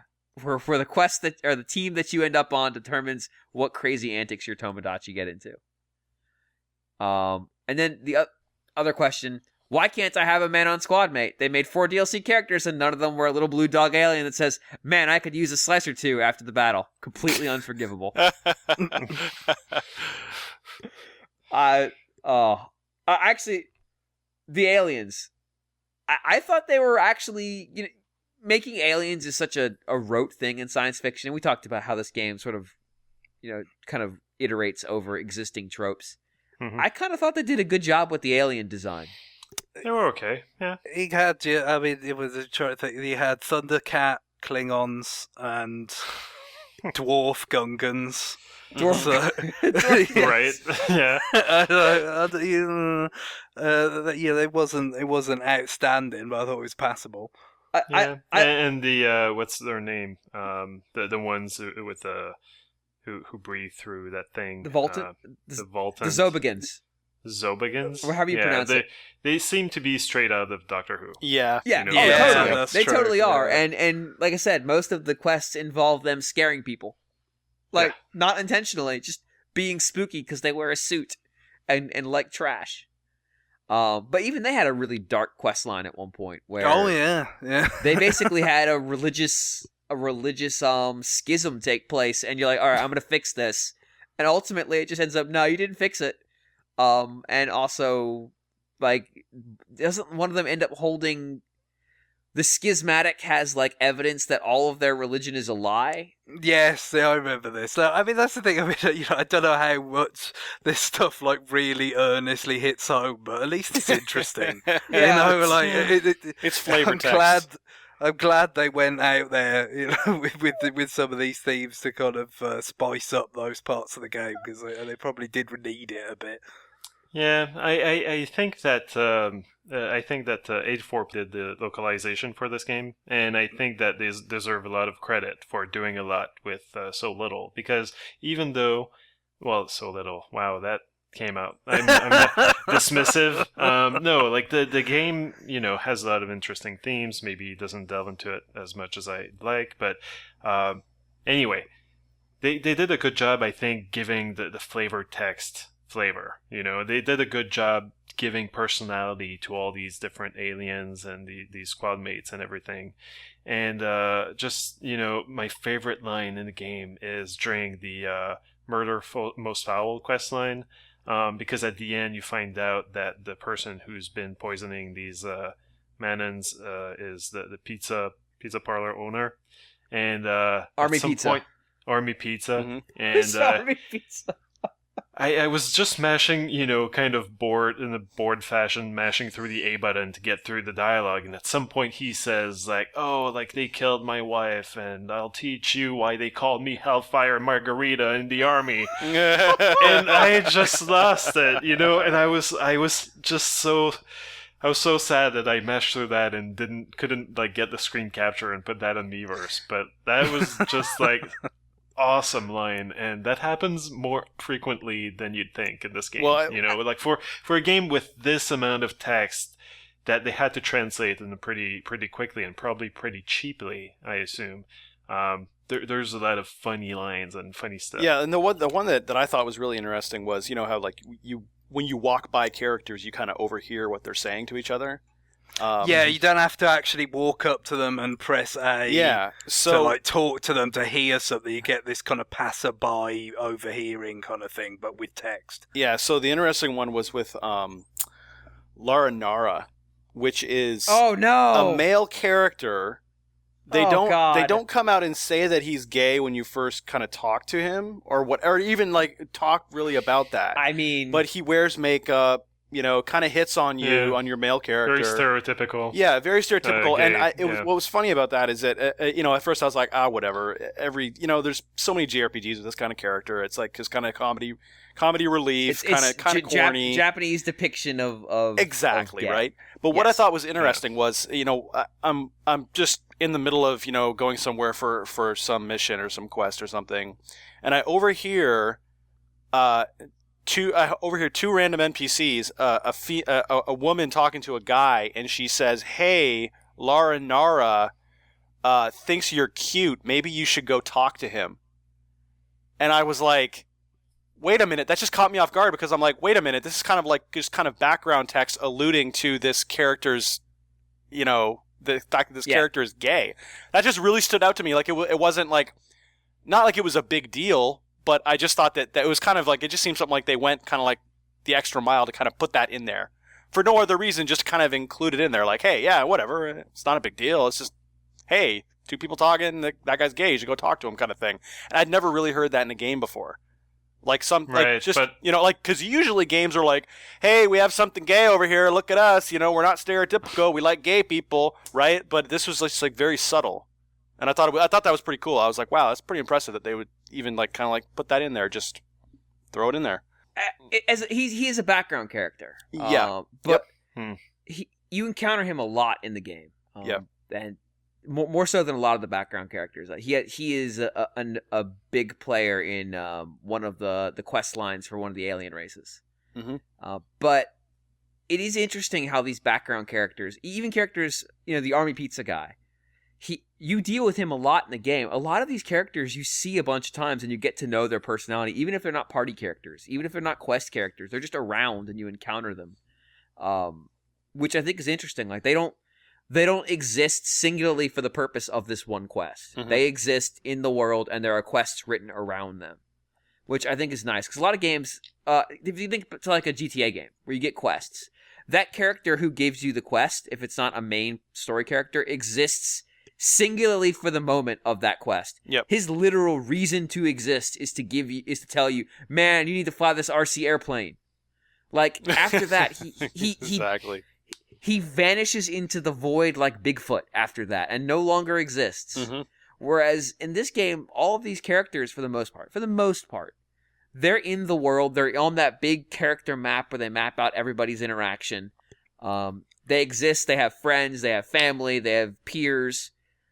And like when you can encounter them later in the game and they may be reflecting upon whatever you help them with. Yeah. Like that map where you can see every character and every interaction is unreal. Yeah.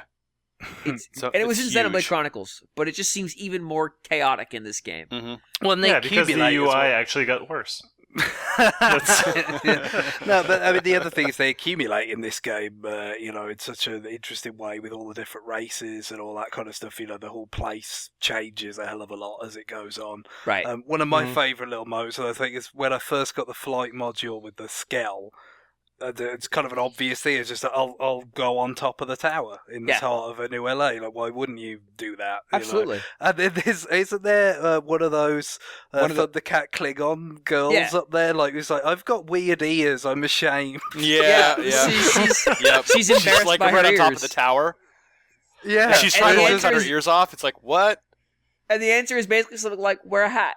Like, that's basically the end of the conversation. Yep. Like, It's okay. like you knew they were going to put something up there because they know that you're going to want to just see what's on top of that tower when you can finally get the opportunity to do it. I didn't think about it. I just went up there to see the view because I was awestruck when I landed on the Manon ship and realized, like the Manon ship doesn't exist in its own world. It's part of the same game world. Like, yeah, you kind of think of it as this segmented thing, but then once you get the Skell in the air, you really, it is just there, with alongside everything else.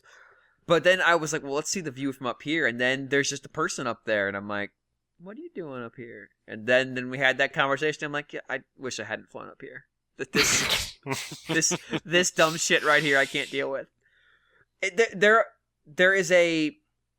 There's one of those floating rock islands, out on Primordia, and when you fly up there, you encounter somebody, and it's completely just weird and like, why are you here? What's going on? How do you even have a flight pack? These things just got invented, but it's just cool that stuff gets stuffed everywhere. To use the same word for two different meanings. But isn't it kind of standard, though, in open world games to put little Easter eggs or stuff like that a little bit everywhere to reward players? It usually just feels like Easter eggs. It's like to take it to Crackdown, a game that really was about you need to find a way to get on top of stuff. Mm-hmm. It was almost always just upgrade orbs. In this game, it's never anything like that. It's usually... It's much less important. I disagree. I disagree. Sometimes it's sightseeing spots, which I said, can be important for getting more money out and just sort of enjoy. But it might end up being like a quest. Like, sometimes it could be a quest, and sometimes it might be something really trivial. I mean, it doesn't feel like there's a particularly kind of hard but it's not and fast just collect kind of thing. Yeah, it's not kind of a hard and fast delineation of like, well, the harder it is to get somewhere, the better the reward is, or is this kind of reward, that kind of reward. It feels pretty sort of organically randomized or something. But I get the one thing I would say is I like the world design in general. Aesthetically, I think it's good. I think in terms of how it ties into the mobility of the first of all, yourself, and then the Skell without the flight module, and then with the flight module.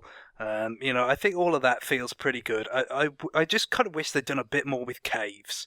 I mean, there are some sort of late game caves where you might only be able to get in there. You reach them, with a Skell, but then you're gonna have to get out and on foot and explore it a bit more, just to kind of preserve a more kind of separate usefulness and all that for your standard character outside of the mech, but still they don't feel. I feel like that was an opportunity to maybe have some areas that were a bit more explicitly and carefully designed, like real level design rather than world design, if you know what I mean. That would have been cool. And there's some of that. There's a little bit of that. And you can find some cool stuff where you'll push forward through there and fight a bunch of monsters and level up a number of things, and then you might find a particular kind of special creature or a treasure or this, that, and the other, or a number of treasures in some cases. But I felt like there was that was somewhere there, perhaps. If it wasn't the case that they were just getting all these fundamentals down, as James talked about earlier, that's an area where you could really push forward and give it a bit of a different flavour from the bits where you're just out in the sprawling world and looking at the big vistas and everything's kind of open and all that kind of stuff, and get back to kind of more like dungeony kind of RPG design in those little bits. Yeah, but one thing that I encountered, a problem that I encountered at a lot of caves, is that the enemies seem to respawn a little bit too quickly. I don't know if anyone else has had that problem, but sometimes, like when I was just at the right level, like the where I wasn't really too over leveled to go through a cave. Sometimes, some enemies are patrolling, like they're on a certain path, and they keep going on the path, and so, okay, like you look at their pattern, okay, I'm going to dispatch them, and then I'm going to go to the end of the cave where there's all these insects, and I'm going to dispatch them all, and then I'm going to be able to get to that treasure. And I would try to execute that plan, and through no fault of my own, at some point, it took me perhaps a little bit too long to dispatch these insects, and now that patrolling creature has come back to life and is attacking me, and it's just making this fight drag on and on. I think that's more of a problem in the caves than because, certain areas where I was going into like prone strongholds early on. Yeah. I would be able to kind of lure them away, kill them. Mm-hmm. Then lure another few away, and make a lot more headway than if I just, I wasn't nearly strong enough to just go in there and say hello to my little friend. Just take so you could kind of do that, sort of strategically kind of pick people off and all that. But, whereas in the caves, I don't really remember ever being able to kind of do that. Again, that's just I kind of like that, and then it mostly disappeared from the game because you get the scale and. Anytime you're out in the open, pretty much, unless you're going to bail for reasons of preserving it or whatever, you're just going to want to use that. And you mostly, unless it's really big creatures or something, you can pretty much kill stuff indiscriminately. Yeah, the one that jumps out to me about the caves, where I decided I hate caves in this game, and I'm not actually a big fan of them, is the Celica quest, where you have to go rescue Celica from a cave. Yeah. And that cave is a nightmare. And they're like, oh, these cool skills you have now? You can't take them in. Now, yeah, well, that's the thing. I think that was an opportunity. I think there was an opportunity to do something kind of interesting and do something that keeps that. But there's a lot of character building in this game that isn't about the skill. Right. And it kind of feels like it'd be nice to have a strand of the game that keeps that relevant. Sure, I just found that particular. Yeah, I agree with you. No, absolutely. That's what I'm saying. I feel like if we were talking about a sequel or whatever, something that continues in this bloodline or whatever, like that's something I think they could improve on quite a lot. So, I've got one more thing I want to touch on, and then I'll let each of us kind of wrap it up with one thing they want to talk about: the overdrive system in your Skell. Not your Skell. Sorry, in your Mimiasome. I just found out relatively, pretty much after I finished the game, that you could cheese that thing to hell and back by design, and essentially turn into an unstoppable killing machine. Yeah, you can chain it so that you have pretty much unlimited overdrive. Unlimited everything, yeah. And overdrive is super powerful, and it's all about how you build your character. And that feels like such a freaking Western RPG thing of if you build your character this specific stat way with these specific skills, you become an unstoppable god. And I didn't expect that at all. I had no expectation that was going to be in this game.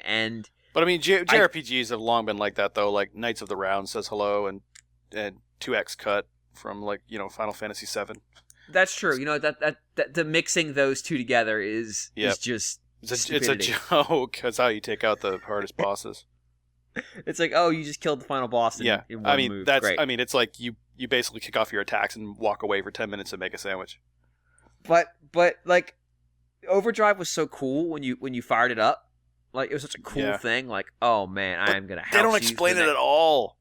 No! At all. I didn't even realize you could chain it. What the hell is the whole cockpit thing? I was like, what? Oh, that's the zoom mode of you're in your Skell. That's also awesome. Yeah, but they don't explain that either. They don't explain anything. Especially when you're dealing with something that's got a huge cooldown. Mm-hmm. Particle, if you get a freebie. Oh, the Hex Particle? Yep, the Hex Particle. God bless. Say hello to my giant friend. Yep, that thing is that's a one-shot machine. I love it. I told you that Gwyn had that on him during the final boss battle because I forgot to take it off. I meant to take it off of him. Yep. And so there's one where there's a bunch of small enemies you have to fight, and all of a sudden, shit just rips through the battle. Like, this beam just comes flying through it, and they're all dead. I'm like, what the fuck happened? Mm-hmm. And I turned around, and Gwyn's gotten back in his Skell, and he's just standing there. I'm like, you son of a bitch. The thing is, they do the disable it for the very end, final you boss, can't though. use it, Yeah, right? they do disable the it. very Well, last. but the thing is, they don't even tell you that, though. All of a sudden, you're No. like, what the hell? I can't use my Hex Particle anymore. And it actually took me a couple of shots at the final boss to realize that they take away all of your fuel for it. Yeah. Oh, And I was like, just, what? Is I was that, like- that's when Lau turns into the second Yeah. malformation of William Birkin from Resident Evil 2. Yes! There is something. If you ever want to have an adventure, put a hex particle on one of your party's skells, and then just like occasionally watch them decide that one insect that just went hostile for no reason needs to have the entire power of a nuclear bomb shot directly at them. Oh, yeah, it's awesome. And you'll see it like shoot across the stage and just kill like 40 things. You're like, oh, I'm glad we're out. No, we're the gonna... area of effect part of that is extremely satisfying. Yeah, very I, handy for grinding, too. I beat one of the really, really, really nasty tyrants. There's that ape one outside of town. Mm-hmm. That's really high level. I just stacked on a bunch of like critical boosts on the Skell, like boost my critical odds, and just loaded it with that, and then fired the hex particle at it. It just critical and just did an obscene number. Like, Yep. I don't think it displayed right. The number was so big, and then it just died in one shot. I'm like, I want to go kill all of the bad things now. Yep. Because Very again, important you don't disturb the fauna. that's right. Because we're gonna live in harmony with this fauna after I've vaporized Well, them. and the thing is, too, you can actually, I think, upgrade it at least 2 more times. Yes. Like, it's just, the thing would be ungodly powerful if you upgraded it all the way. It's so dumb. All right, that was what I want to talk about. Anybody Yeah. else have something they want to touch on? When you brought out the big ape thing, like it Just just love for the big ape. Yeah. no, but I mean, so yeah, that one of the disappointments with the game actually is with the Skells. Like when I got mine the first time, it almost immediately got destroyed, and I was like, "What the hell?" Right? But even once, like I upgraded to the something better than the one that they give you, and got more powerful weapons and armor on it, it was still disappointing. And I think a major part of that is because you're fighting bigger enemies, but a lot of those are just the same, like relative to your scale, as smaller versions of those enemies were relative to your squad mates. Right. Like the apes, I mean, you Yeah, at that point you had already Simius and Great Simius or whatever. yeah, like- you had already fought so many apes that were bigger than your party. And okay, so you embark on a Skell, and then basically the same freaking character model that you're fighting, but it's bigger, you know? Yeah, I like that. That has a lot more effect when you're still on foot and you encounter like the giant Simius, and it's just this hulking thing. You think, I don't want any. Oh, and it's hostile too. Good. And then suddenly, like Lynn's been thrown against a rock and is dead. And you're like, well, Yeah. we're not coming back for her. Let's just Yeah, keep I mean, running. that's certainly one of the problems, is that they don't really. It's so easy to pull aggro from enemies that can one shot you by accident, when really you're not even trying to pull aggro off of them. You're just trying to get through to some place else. Yeah, and that's such a problem when you don't have your Skell, but Yep. once you do, it becomes a pain in the ass. Yeah. Yep. Also, the camera on the Skell can be kind of annoying.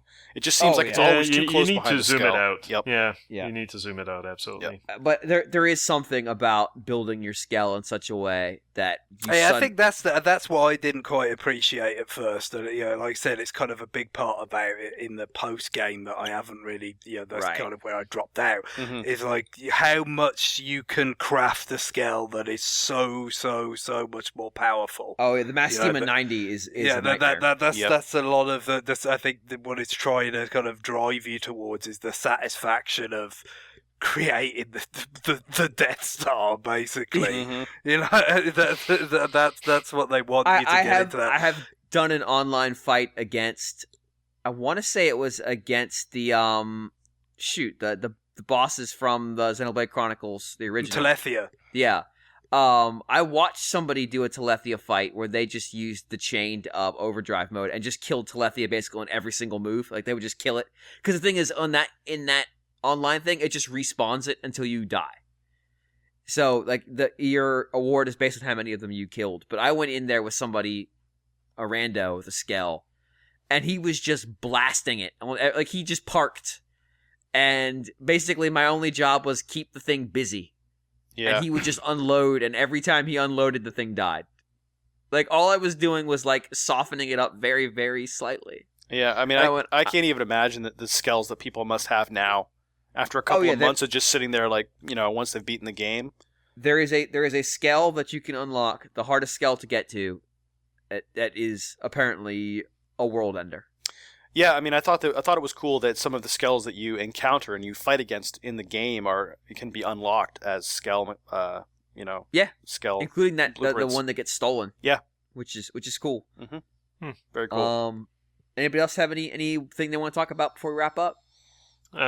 This is not me trying to pull like a gotcha on you, James, but I just remember when you said that you really found it fun exploring the game. Like, okay, so you're jumping around, you're climbing up these mountains, and then you get your Skell, and all of a sudden, like, it's a whole new world opens up to you, and you can jump so much higher and climb these different surfaces that you couldn't before, and it's just so much fun.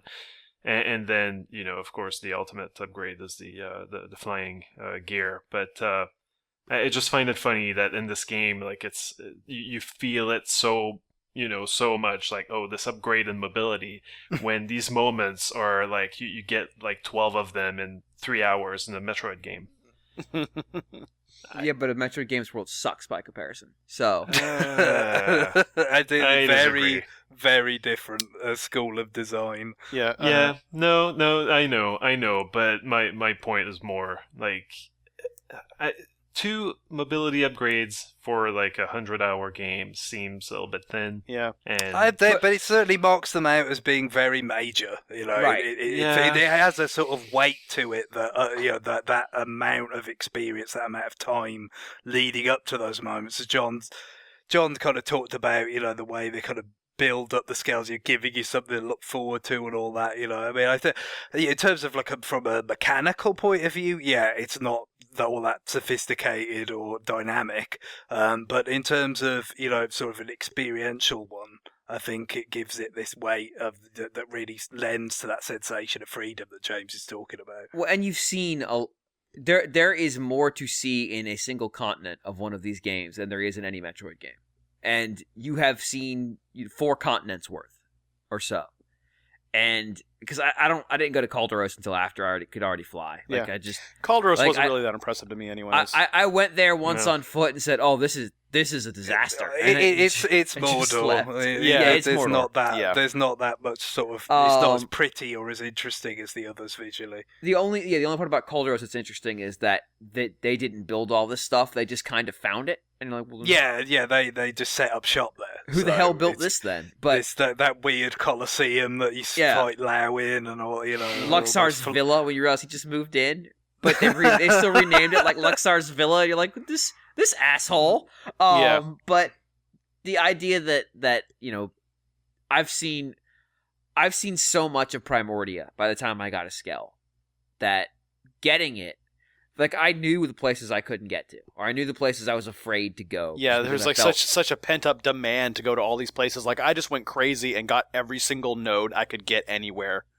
Right, and because so you're looking at those parts of the map, and it's like, oh yeah, that's a node I can't get to yet. That's a node I can't get to yet. And then once you have the tools, it's like, right, I've got to go to all those ones, gobble them up, And there isn't anything stopping you either, which is what I thought was really, really cool.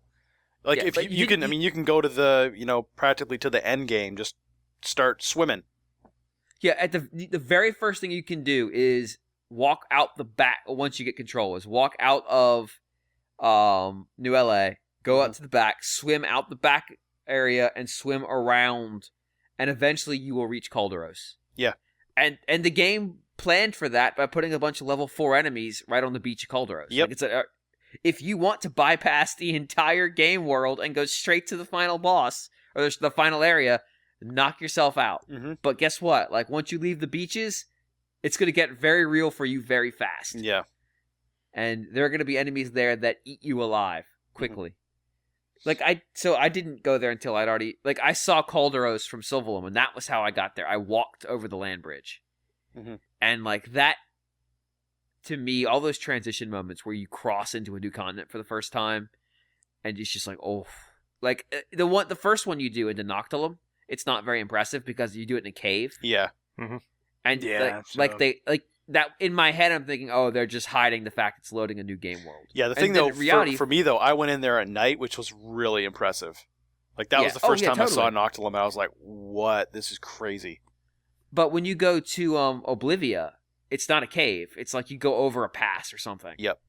And you essentially come down the other side of the mountain, and you go, oh, okay, I'm here now. A Sylvalum you have to swim to, and to me, that transition is one of the coolest parts of the game. Like you land there, the music's going.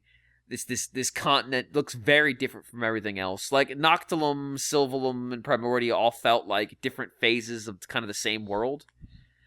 But you get to Sylvalum, it feels very alien. Like it doesn't feel Earthish anymore at all.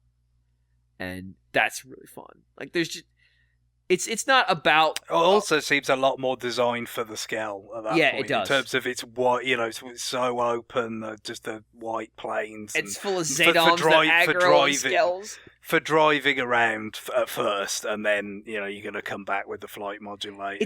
It's not about the mobility upgrade to go back to where I was trying to get to. It's about getting to see more of the world, big chunks of the world, not just like, or now I can go through this door, or now I can climb up to this one ledge up there that I passed 20 minutes ago. It's about now I can go re-explore the entire game world in a new way. Yeah, you can see it differently. Even just places you have seen before, see them differently, but then of course be able to see so much more that you haven't seen before. Yeah, you can fly half a mile the into context. The air, I think it's all about the context as well. Right. Just putting it in the context of the experience leading up to those moments. Yeah, that moment that when you can first fly and they tell you, oh, go fly to that node. And you realize, oh, New LA exists in the game world because you fly over the wall.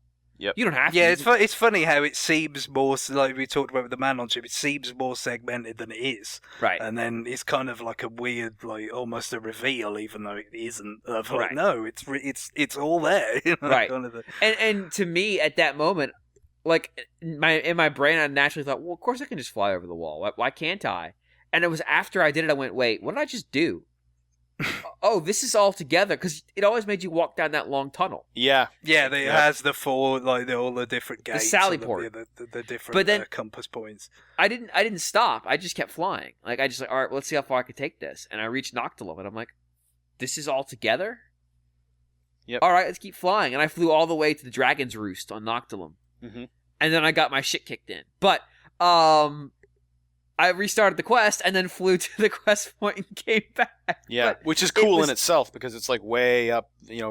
Right. That's what I really enjoyed. I really enjoyed the verticality like, of the environments. No, those moments of discovery with the verticality, I mean, not just when you have the skelly, even like I remember finding those sort of that weird kind of network of walkways that the Nopon have made in Noctilum and all that. I didn't realise they were there, and there's just this whole other layer to that continent and all that. Like those are really cool. Like just feeling like I've been here before and I didn't realise there was this other element to this environment because it's just so dense and vast and all that you just didn't see it. There's just so much to see.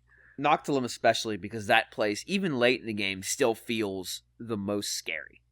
Yeah, it's very claustrophobic. It's dense, because like I said, that is more designed. Even though, like you said, you could go anywhere, this, that, and the other. It is more designed of like this is the part of the game where you're not going to have a scale yet. You're on foot, so it's not that friendly to driving around. It's very difficult to use a skeleton, and I